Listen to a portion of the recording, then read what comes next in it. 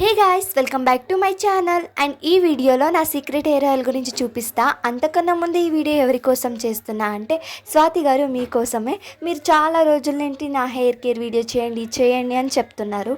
So ఈ video మీకోసమే, తప్పకుండా చూసేయండి. మరి దాదాపు మీరు నాకు ఒక 6 months నుంచి కమెంట్ చేస్తున్నారు long video, hair care video అనేసి.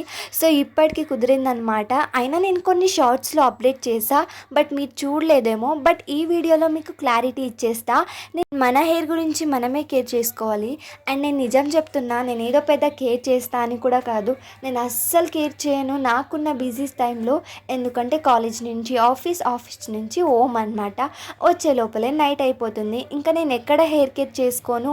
ఇంకా నాకున్న టైంలోనే నేను కొంతగా హెయిర్ కేర్ అయితే చేసుకుంటున్నా. నేను ఇక్కడ 1 లీటర్ పారాషూట్ ఆయిల్ అంటే కోకోనట్ ఆయిల్ అయితే యూస్ చేస్తున్నా.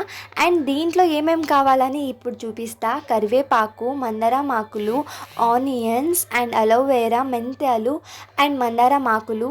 ఇవన్నీ దేనికోసం అనుకుంటున్నారా? సీక్రెట్ హెయిర్ ఆయిల్ కోసం. సో ఇప్పుడు ప్రాసెసింగ్ చూసేద్దామా. ఇప్పుడు స్టవ్ ఆన్ చేసి ప్యాన్ పెట్టేసి, ప్యాన్ హీట్ అయిన తర్వాత ఆయిల్ వేయాలి. ఆయిల్ హీట్ అయిన తర్వాత మనం ఫస్ట్ వేయాల్సింది కరివేపాకు. మనం వేసిన వెంటనే ఒకలాగా బురుగు వస్తుంది. అట్లా వస్తుంది అంటే అది కొంచెం ఆయిల్ హీట్ అయింది అనేసి. అండ్ నెక్స్ట్ వచ్చేసి మెంతాలు, మందారం ఆకులు అండ్ మందారం పువ్వులు అండ్ ఆనియన్స్ వేసి బాగా వేయించుకోవాలి. అండ్ ఈ ఆయిల్ ఎలా ఉడికిందని మనకు తెలుస్తుందంటే అప్పుడే ఒకలాంటి మంచి స్మెల్ అయితే వస్తుంది. సో దాన్ని బట్టి మనం ఆయిల్ హీట్ అయింది, ఉడికింది అని తెలుసుకోవచ్చు. సో అప్పుడే గమగమా స్మెల్ వస్తుంది.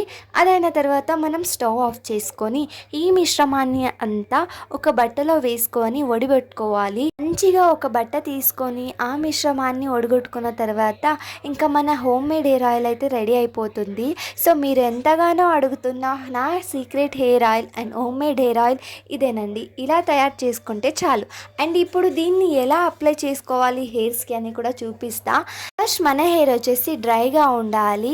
ఇలా స్కార్ఫ్కి తగిలేలాగా కొంచెం కొంచెం హెయిర్కి ఆయిల్ అంటించేలాగా మసాజ్ చేసుకోవాలి.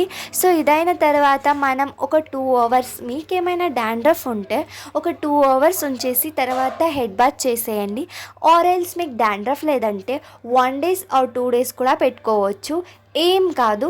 అండ్ హెయిర్ గ్రోత్ అవుతుంది. And hair smooth and silky and shiny and బ్లాక్గా కూడా వస్తుంది. అండ్ ఈ వీడియోలో instant home made hair oil ఎలా తీసుకోవాలో కూడా చూపిస్తా. ఇప్పుడు ఒక ప్యాన్లోకి ఆయిల్ వేసుకొని అందులోకి మెంతాలు, కరివేపాకు వేసుకొని హీట్ చేసుకున్న తర్వాత మనం హెయిర్స్కి అప్లై చేసుకోవాలి. అండ్ ఇది దేనికి యూజ్ అవుతుంది అంటే డాండ్రఫ్ ఉంటుంది కదా, సో అది కొంచెం కొంచెంగా రెడ్యూస్ చేస్తుంది అనమాట. ఇలా స్కాల్ఫ్కి నేను చూపించినట్టుగా అంటించుకోవాలి. అదైన తర్వాత 2 hours అయిన తర్వాత మనం హెడ్ బాత్ చేసుకోవాలి. అండ్ హెడ్ బాత్ చేసుకున్న తర్వాత మనం హెయిర్ని కొట్టకూడదు టవల్తో. సో హెయిర్ డ్యామేజ్ అయ్యే ఛాన్సెస్ ఉంటుంది. సో నిదానంగా రబ్ చేసుకోవాలి టవల్తో. సో అప్పుడు హెయిర్ డ్యామేజ్ కాదు. అండ్ ఈ హెయిర్ ఆయిల్ని మనం ఎన్ని రోజుల వరకు స్టోర్ చేసుకోవచ్చు అంటే up to 6 months to 12 months వరకు స్టోర్ చేసుకున్నా ఏమీ కాదు. నేను ఇక్కడ కూడా చెప్తున్నా, ఇది మా మమ్మీకి లాంగ్ హెయిర్ ఉంది కాబట్టి నాకు కూడా లాంగ్ హెయిర్ ఉంది. ఏదైనా కొద్దిగా నాకు తెలిసినంత మాత్రం మీకు చెప్పా.